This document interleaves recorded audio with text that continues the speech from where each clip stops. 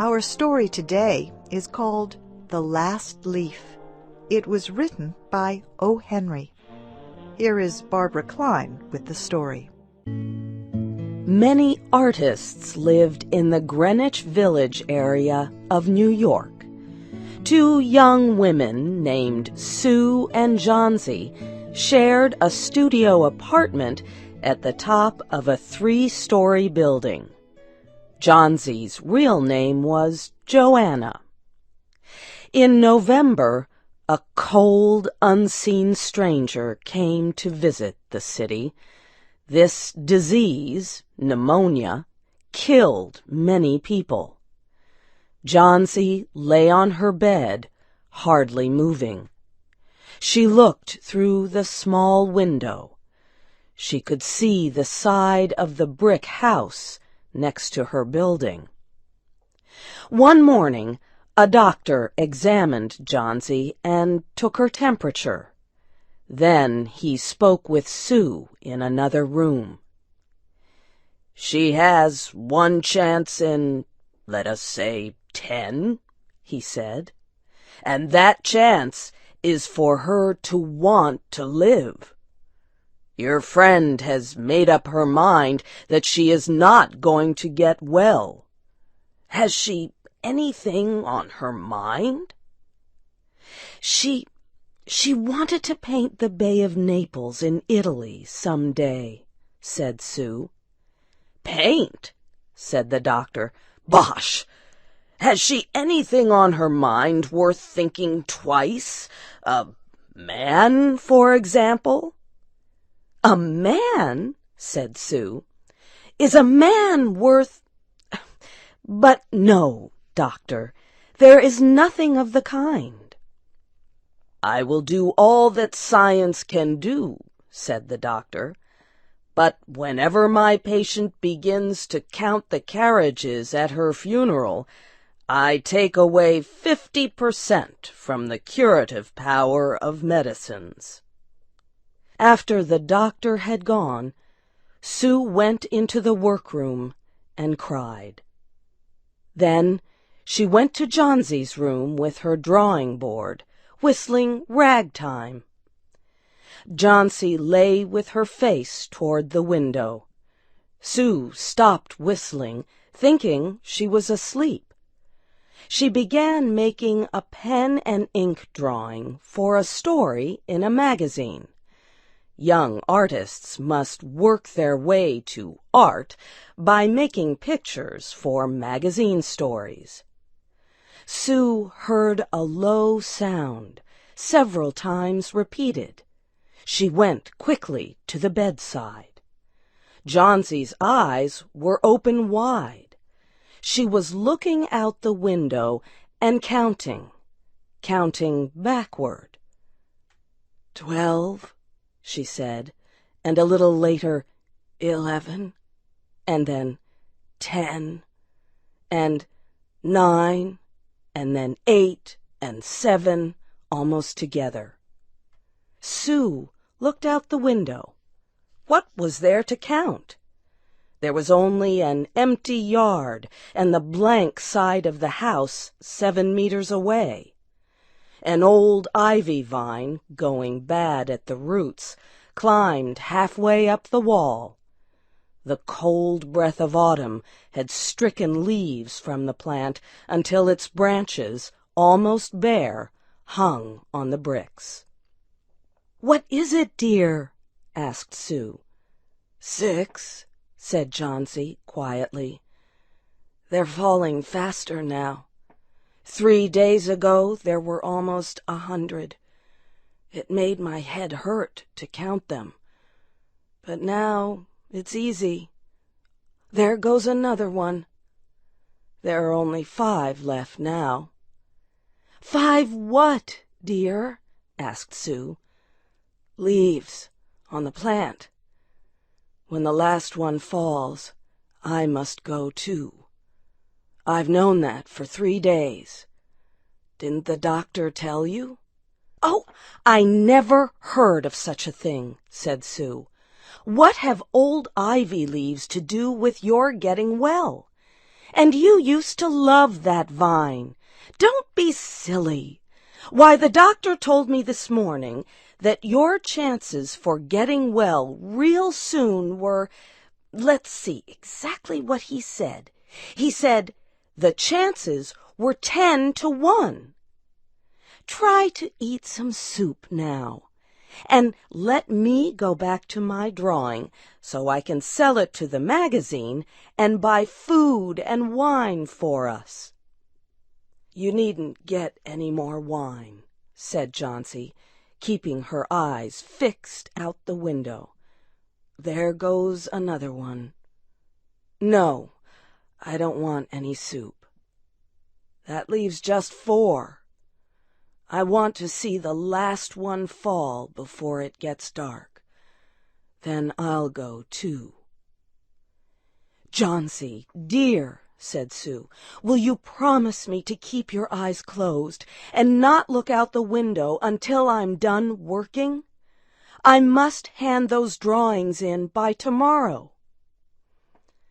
"Tell me as soon as you have finished," said Johnsy, closing her eyes and lying white and still as a fallen statue. "I want to see the last one fall. I'm tired of waiting. I'm tired of thinking. I want to turn loose my hold on everything and go sailing down, down, just like one of those poor, tired leaves." "Try to sleep," said Sue. "I must call Mr. Behrman up to be my model for my drawing of an old miner. Don't try to move until I come back." Old Behrman was a painter who lived on the ground floor of the apartment building. Behrman was a failure in art. For years he had always been planning to paint a work of art, but had never yet begun it. He earned a little money by serving as a model to artists who could not pay for a professional model. He was a fierce little old man who protected the 2 young women in the studio apartment above him. Sue found Behrman in his room. In one area was a blank canvas that had been waiting 25 years for the first line of paint. Sue told him about Johnsy and how she feared that her friend would float away like a leaf. Old Behrman was angered at such an idea. "Are there people in the world with the foolishness to die because leaves drop off a vine? Why do you let that silly business come in her brain?" "She is very sick and weak," said Sue, "and the disease has left her mind full of strange ideas."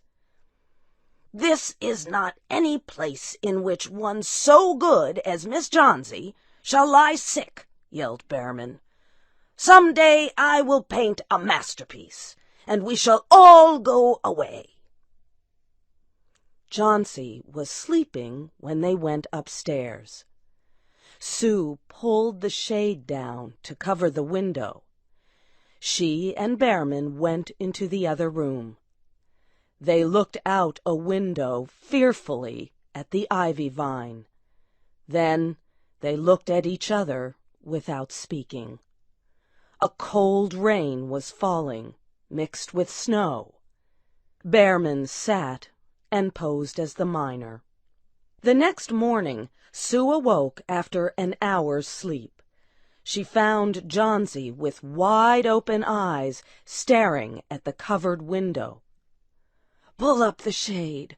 I want to see," she ordered quietly. Sue obeyed. After the beating rain and fierce wind that blew through the night, there yet stood against the wall one ivy leaf. It was the last one on the vine. It was still dark green at the center, but its edges were colored with the yellow. It hung bravely from the branch about 7 meters above the ground. "It is the last one," said Jauncey. "I thought it would surely fall during the night. I heard the wind. It will fall today, and I shall die at the same time." "Dear, dear," said Sue, leaning her worn face toward the bed, "think of me if you won't think of yourself. What would I do?" But Jauncey did not answer.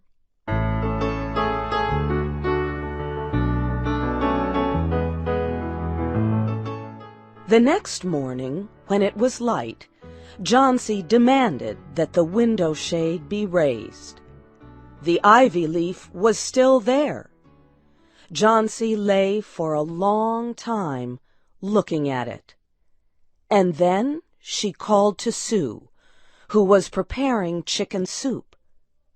"I've been a bad girl," said Jauncey. "Something has made that last leaf stay there to show me how bad I was. It is wrong to want to die. You may bring me a little soup now."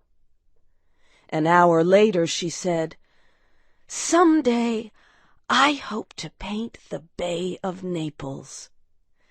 Later in the day the doctor came, and Sue talked to him in the hallway. "Even chances," said the doctor. "With good care, you'll win.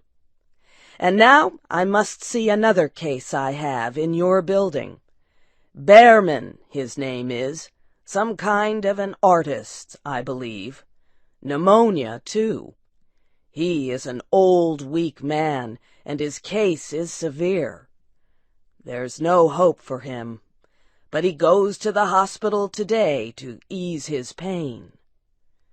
The next day the doctor said to Sue, "She's out of danger. You won. Nutrition and care now. That's all." Later that day, Sue came to the bed where Jauncey lay and put one arm around her. "I have something to tell you, White Mouse," she said. "Mr. Behrman died of pneumonia today in the hospital. He was sick only 2 days. They found him the morning of the first day in his room downstairs, helpless with pain. His shoes and clothing were completely wet and icy cold. They could not imagine where he had been on such a terrible night. And then they found a lantern, still lighted, and they found a ladder that had been moved from its place, and art supplies and a painting board with green and yellow colors mixed on it. And look out the window, dear, at the last ivy leaf on the wall. Didn't you wonder why it never moved when the wind blew? Oh, darling, it is Behrman's masterpiece. He painted it there the night that the last leaf fell." You have heard the story The Last Leaf by O. Henry. Your storyteller was Barbara Klein. This story was adapted by Shelley Gullist and produced by Luan Davis. I'm Faith Lapidus.